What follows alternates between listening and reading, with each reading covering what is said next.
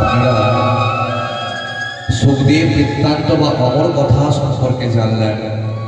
এবার আপনারা শ্রবণ করতে চলেছেন পরীক্ষিত জির বৃত্তান্ত। কেমন করেই বা পরীক্ষিতের জন্ম হলো, কি বা কারণ আছে। মহাভারতের মধ্যে পাণ্ডবদেরকে 12 বছরের বনবাস আর 1 বছরের অজ্ঞাতবাস দেওয়া হয়েছিল। অজ্ঞাতবাস মানে কি? দেখবে একটা ব্রাহ্মণের বাড়িতে বা ক্ষত্রিয়ের বাড়িতে শ্রাদ্ধ বাসনে 3টা জিনিসের পাঠ হয়। কিসের কিসের?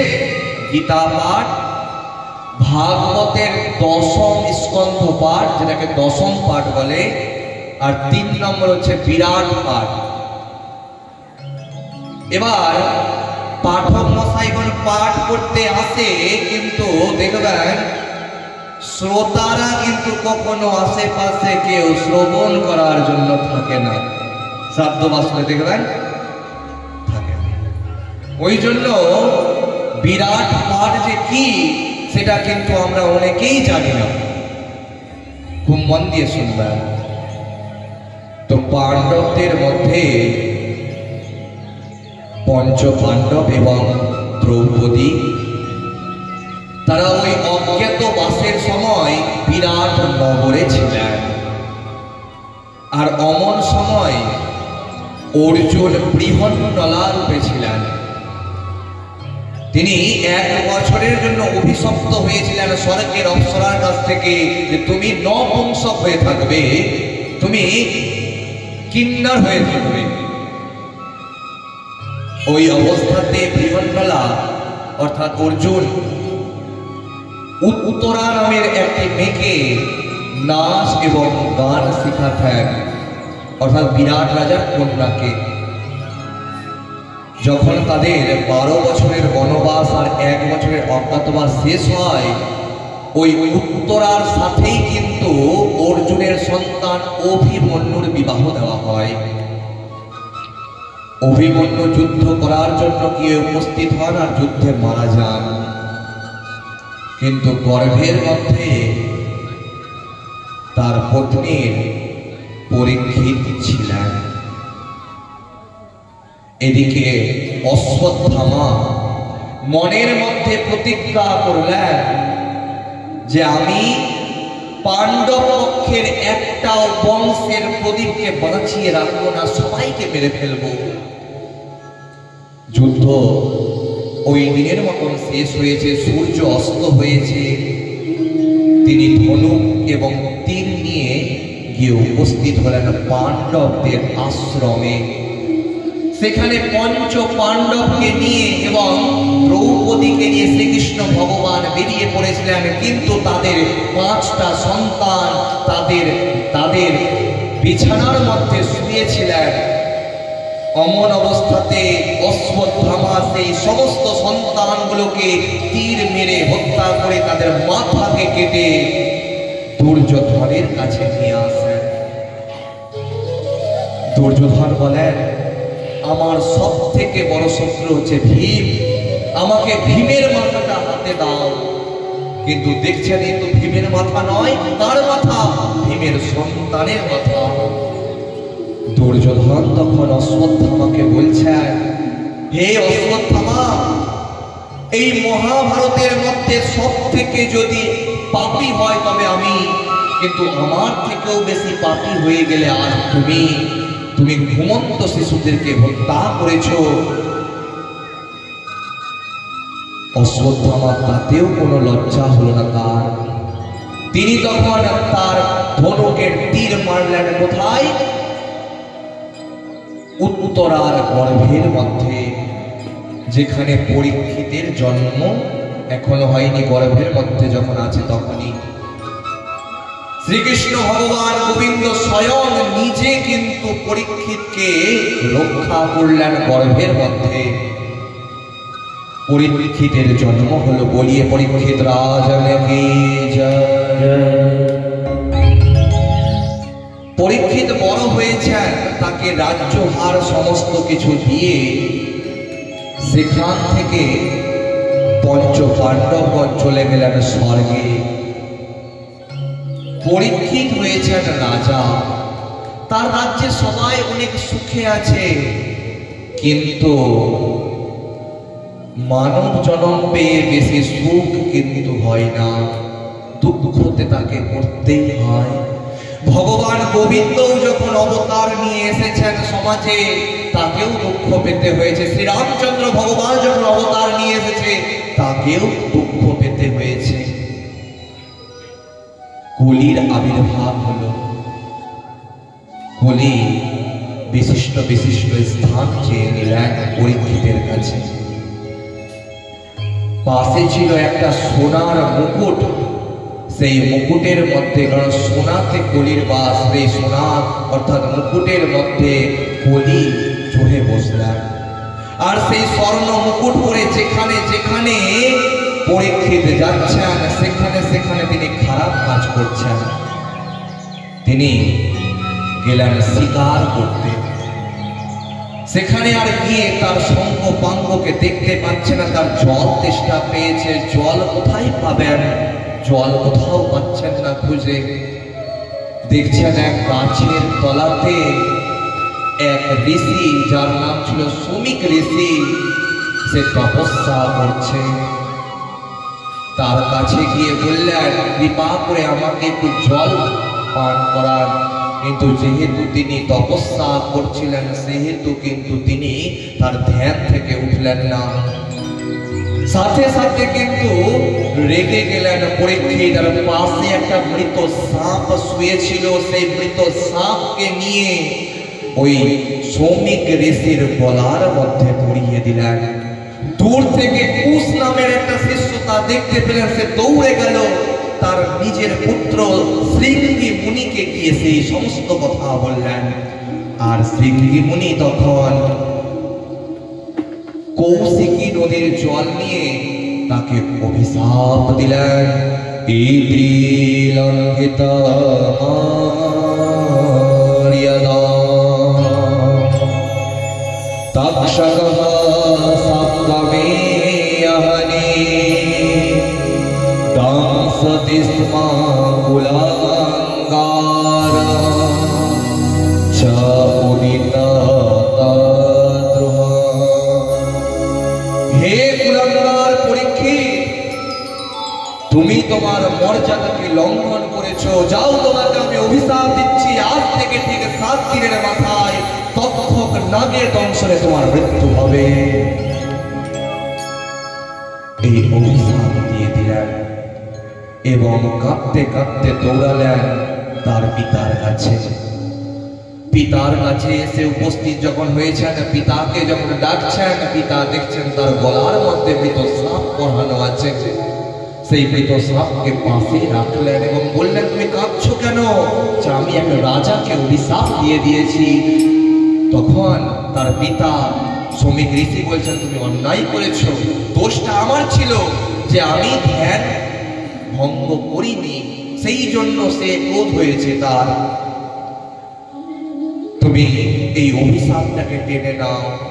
কিন্তু শৃঙ্গি মুনি বলছেন যে পিতার অসম্মান করে তাকে আমি কখনোই কিন্তু মাফ করব না, কারণ পিতা স্বর্গ, পিতা ধর্ম, পিতা হি পরমং তপ, পিতরি প্রতিমা পন্নে প্রিয়ন্তে সর্বদেবতা। স্বর্গ কোথায়? পিতাকে সেবা করাই স্বর্গ, পিতাই ধর্ম, পিতাই পরম তপস্যা। আর যদি কোনো সন্তান পিতাকে সেবা করে আর পিতা যদি সন্তানের উপরে সুখে থাকে, সমস্ত দেবতারাও কিন্তু সেই পিতার উপরে, সেই সন্তানের উপরে সুখে থাকে।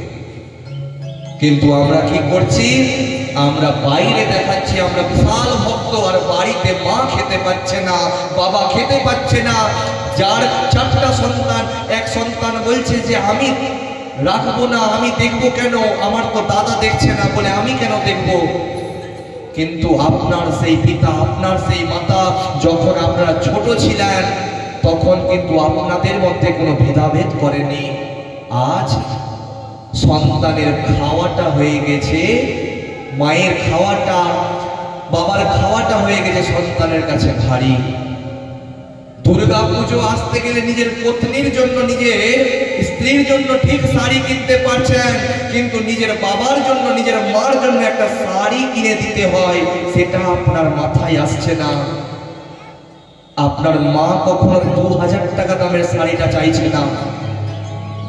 কিন্তু দুঃখের বিষয় এটাই, আমরা দেখাই বাইরে ভক্তি, কিন্তু নিজের মা বাবাকে যে কষ্টে রাখে, সে স্বর্গে গিয়েও, সে তো স্বর্গে এমনিতেও যাবে না, সে যে কোনো জায়গা তীর্থস্থানে গিয়েও কিন্তু সে কোনোদিনও সুখ পায় না। আর বাবা মাকে যে সেবা করে, সেই একমাত্র কিন্তু জগতে সুখ পায়। प्रेम से बोलिए भक्तवत्सल भगवान की जय। प्रेम से बोलिए बांके बिहारी लाल की जय। प्रेम से बोलिए राधे राधे राधे राधे। তখন শৃঙ্গি মুনি যেতে চাইলেন না, কিন্তু সেখানে শ্রমিক ঋষি বলছেন যে রাজার হাতে মাত্র আর 7টা দিন সময়, তাকে গিয়ে বলে আসো। তখন গৌরমুখ নামক একটা শিষ্যকে পাঠানো হলো। গৌরমুখ শিষ্যটা যখন গিয়ে বললেন যে রাজন, আপনার হাতে মাত্র আর 7টা দিন সময় আছে, রাজা এই কথা শুনে হাসতে শুরু করলেন। তখন গৌরমুখ মনে মনে ভাবছেন, রাজা হয়তো মৃত্যুর কথা শুনে পাগল হয়ে গেছে। তখন রাজা বলছেন, পরীক্ষিতজি বলছেন, আমাদের সবার মৃত্যু হয় ওই 7 দিনেই। 7টা বার আছে না, আমরা যত বছরই বাঁচি না কেন, ওই রবিবার মরবো না তো সোমবার মরবো না তো মঙ্গলবার, এই বারগুলোর মধ্যেই মরবো।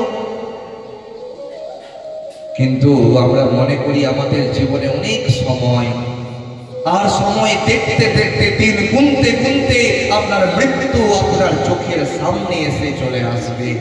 আপনি মুখ দিয়ে ভগবানের নাম করতে চাইবেন, ভর ভর আওয়াজ হবে, কিন্তু ভগবানের নামটা বের হবে না। ভগবানও হেসে বলবেন, যখন তোর সময় ছিল তুই তখন ভগবানের নাম করিসনি, এখন তুই মৃত্যুর সময় আমার নাম করে তুই স্বর্গে যেতে চাস, তোর মুখ দিয়ে নাম বের হবে না। তখন সেই পরীক্ষিত রাজা তার সন্তান, যার নাম ছিল জনমেজয়, তাকে সমস্ত রাজ্যভার দিয়ে চলে গেলেন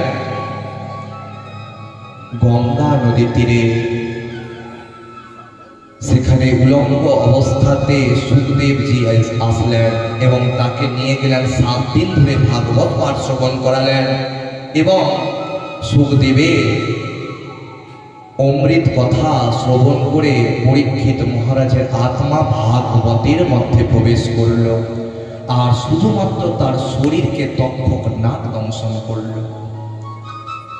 এদিকে যখন তার সন্তান জানতে পেরেছেন যে আমার পিতাকে একটা সাপ দংশন করেছে, তিনি মনের মধ্যে প্রতিজ্ঞা নিলেন যে জগতের একটা সাপকেও তিনি আর বাঁচিয়ে রাখবেন না, সবাইকে অগ্নিতে সোহা করে দেবেন। সর্বযজ্ঞ শুরু হলো। এক একটা সাপের নাম ধরে ধরে ডাকছেন, আর এক একটা সাপকে তিনি কি করছেন, আহুতি দিচ্ছেন। যারা মনসা গান শ্রবণ করেন সেখানেও কিন্তু এই লীলাটা হয়, সর্বযজ্ঞ লীলা। কে করেছিলেন? পরীক্ষিত রাজার সন্তান, যার নাম ছিল জনমেজয়। তক্ষক নাগ তখন ইন্দ্রদেবের স্বর্ণ সিংহাসনে জড়িয়ে বসে আছেন, যে মরবো তো মরবো, একা মরবো না, ইন্দ্রদেবকে সাথে করে নিয়ে মরবো। আর যখন তক্ষক নাগের আহ্বান করা হলো, ইন্দ্রদেবের স্বর্ণ সিংহাসন নিয়ে স্বর্গ থেকে চলে আসছেন অগ্নির মধ্যে আহুতি করবেন বলে, ভয়ে ইন্দ্রদেব থতমত করছেন। তখন আমরা মনসা দেবীর প্রণাম মন্ত্রে বলি, আস্তিকস্য মুনির মাতা ভোগিনী বাসুকে তথা জরৎকারো মুনি পত্নী মনসা দেবী নমোস্তুতে। এই আস্তিক মুনি তখন কিন্তু সেই সর্বযজ্ঞকে থামিয়েছিলেন না তো এই জগতে একটাও সাপ আর বেঁচে থাকতো না, সমস্ত সাপ কি হতো, অগ্নির মধ্যে স্বাহা হয়ে যেত। আর পরীক্ষিত রাজন প্রবেশ করলেন এই ভাগবতের মধ্যে। এই জন্য যারা ভাগবত পাঠ শ্রবণ করে তারা কার মুখ দিয়ে শ্রবণ করে, সুখদেব গোস্বামী পাদের দিয়ে শ্রবণ করে। এবং অমর কথা যে বৃত্তান্ত, সেই শক্তি, সেই মাহাত্ম তারা কিন্তু ভক্তগুলো লাভ করে। বলি ভক্তবৎসল ভগবান কি প্রেম সে বলি বাঁকে बिहारी लाल की प्रेम से बोली राधे राधे।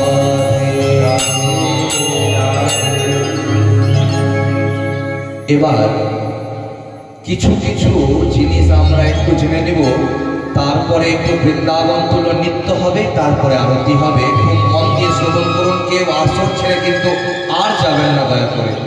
যারা চলে গেছেন চলে গেছেন, এবার কিন্তু আর কেউ যাবেন না, খুব মন দিয়ে শুনুন। আমরা বাড়িতে প্রত্যেকদিন সন্ধ্যা দিই, কিন্তু সন্ধ্যা কিন্তু কখনো জল ছিটিয়ে দিতে হয় না।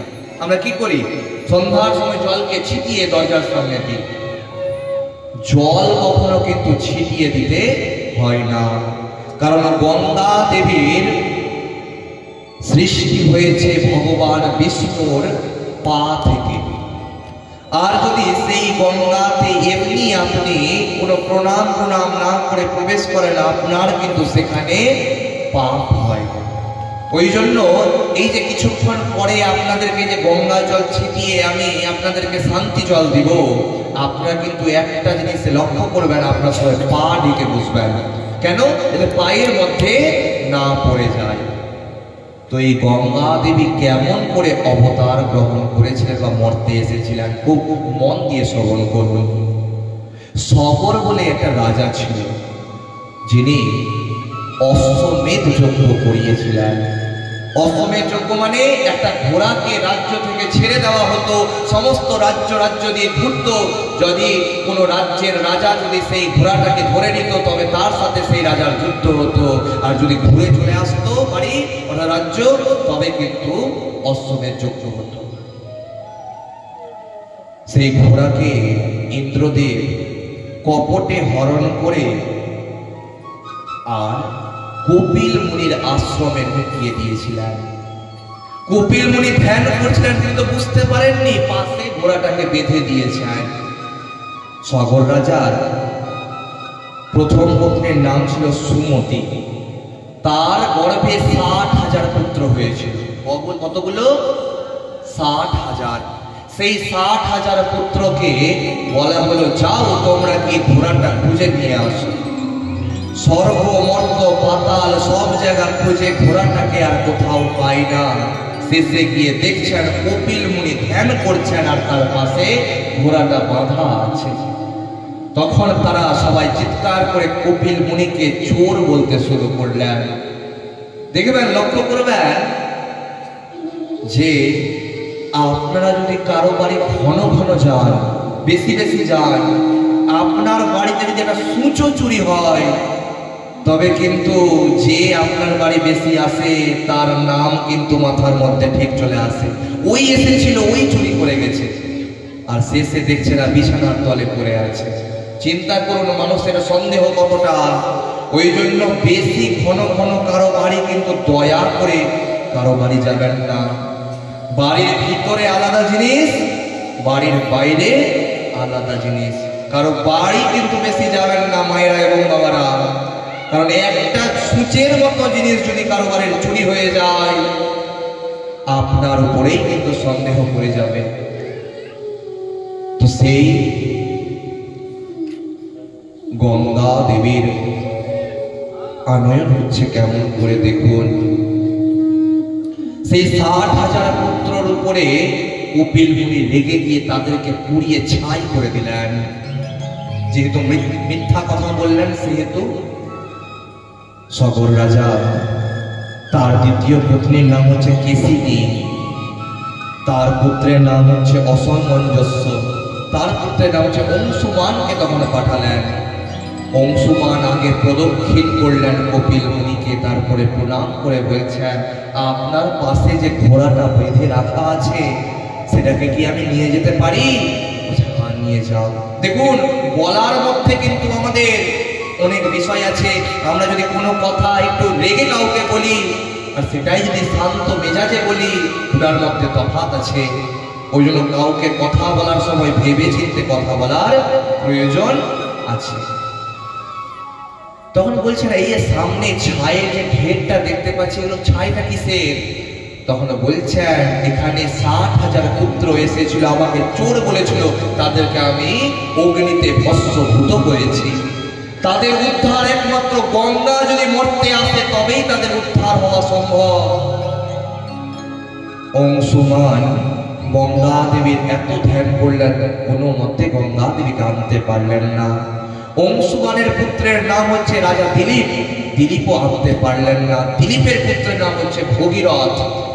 তখন ভগীরথ গঙ্গা দেবীর ধ্যান করলেন এবং গঙ্গা দেবীকে আনয়ন করলেন মধ্যে। কেমন করে? ভগবান বিষ্ণুর পদপদ্ম থেকে গঙ্গা দেবীর উৎপত্তি হলো। মর্তের মধ্যে যদি আসে একেবারে পাতালে চলে যাবে। ওই জন্য দেবাদিদেব মহাদেব নিজের জটার মধ্যে স্থান দিলেন, আর জটা একটু একটু করে খুললেন, আর গঙ্গা দেবী প্রবাহিত হলো। সামনে শঙ্খ বাজিয়ে বাজিয়ে ভগীরথ যাচ্ছেন, আর পিছনে পিছনে গঙ্গা দেবী যাচ্ছেন। সামনে এসে পড়ল জন্মমুনির আশ্রম। সমস্ত আশ্রমকে ভাসিয়ে দিলেন জন্মমুনি। সমস্ত গঙ্গা দেবীকে পান করে নিলেন মুখের মধ্যে।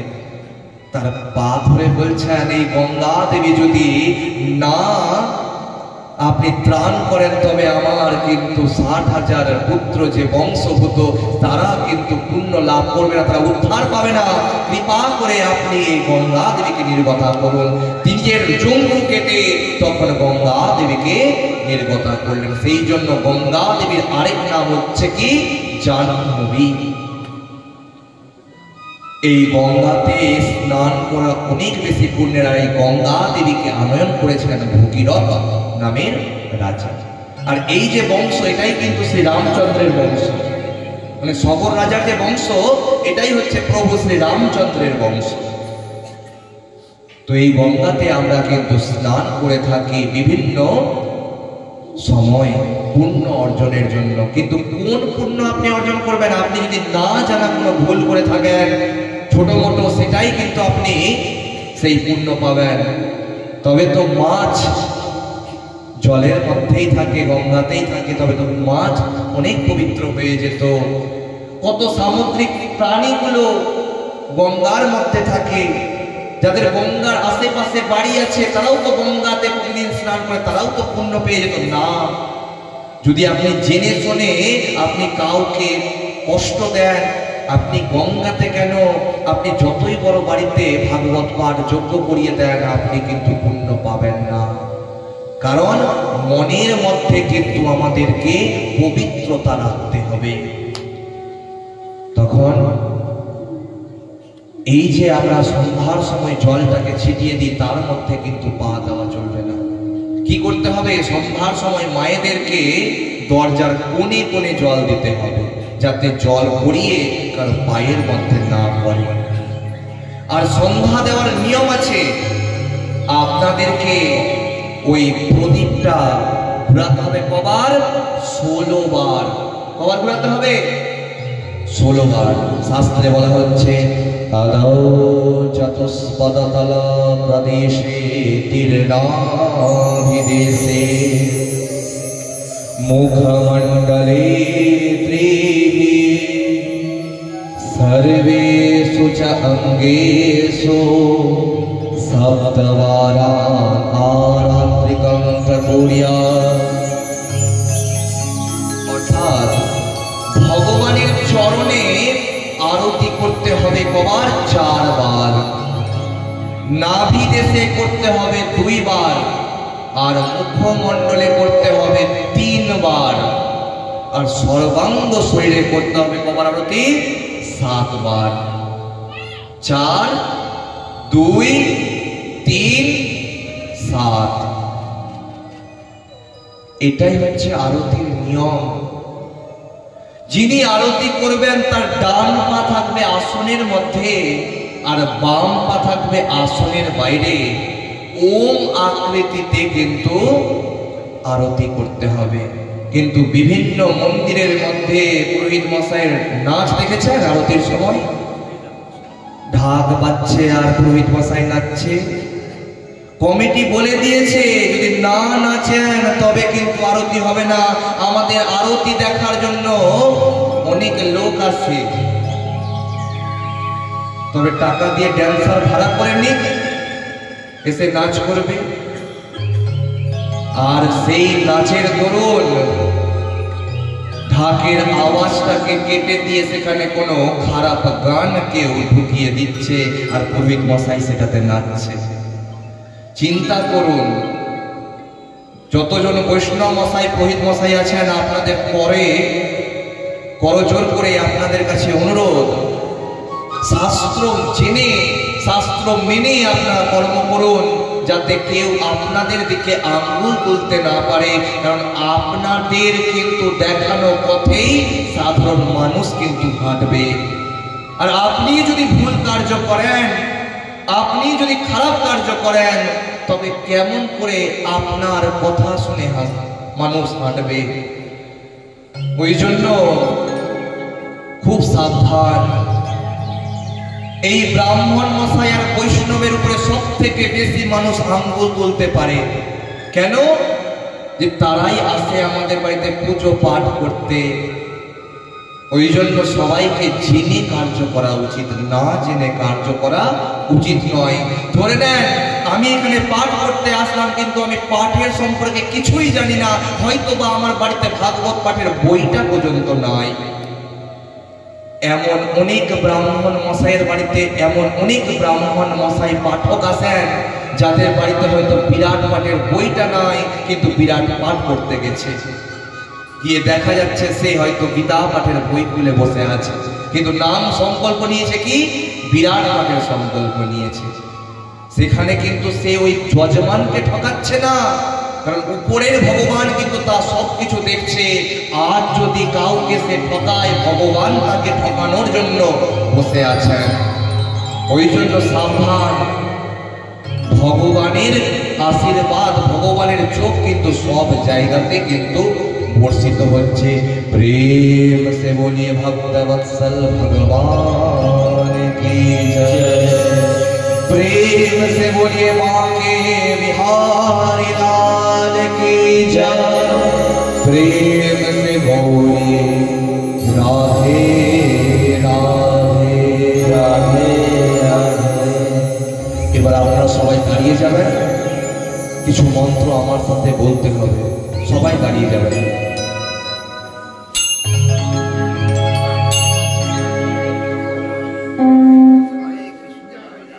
সবাই দাঁড়িয়ে যাবেন। সবাই মনের মধ্যে নিজের মনে পুষ্প নিবেন, মনে মনে পুষ্প নিবেন।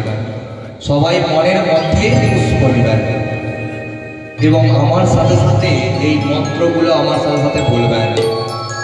প্রথমেই বলবেন গীতার 18টা নাম।